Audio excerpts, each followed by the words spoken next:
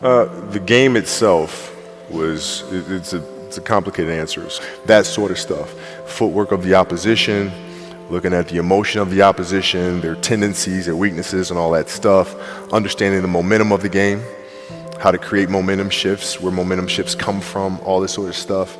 And then studying outside of that, right? Looking at different industries, looking at conductors, looking at writers, looking at actors and how they get into character, and then how do they keep themselves in that mental space. So looking at different industries, looking at nature itself, and learning from that and how you can incorporate that into the game.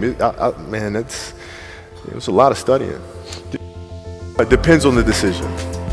Depends on the decision. If we're talking about a basketball decision, read a certain coverage or something like that, I mean, a lot of that comes from the pre-work and understanding what their defensive package is and how to put teammates in certain situations. So for example, if you look at players nowadays that are charged with taking game-winning shots, making game-winning decisions, and you look at the play and then you look at it and say, okay, well, that shooter was there, the double team came, and the player couldn't do anything but pass the ball, right?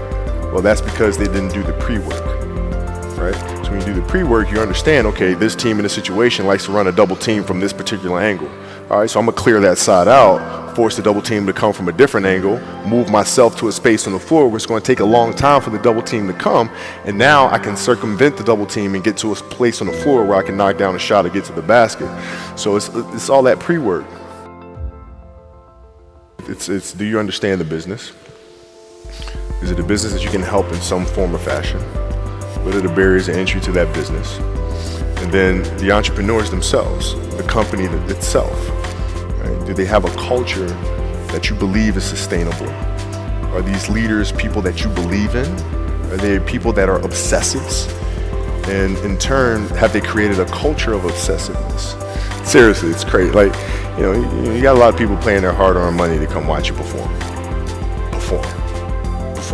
It's your job to be in shape. It's your job to be strong enough to perform at that level every single night. And as a competitor, I'm not ducking shit.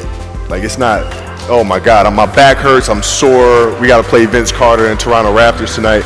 We actually had this happen. We had a game against Toronto in 2000, and Vince was tearing the league up.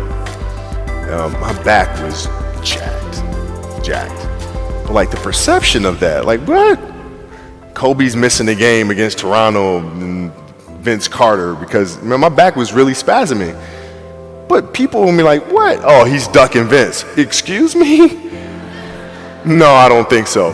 So I would be in the layup line like, okay, there's a lot of days where you can rest and recover. Today ain't one of them. Your back can bother you any other day.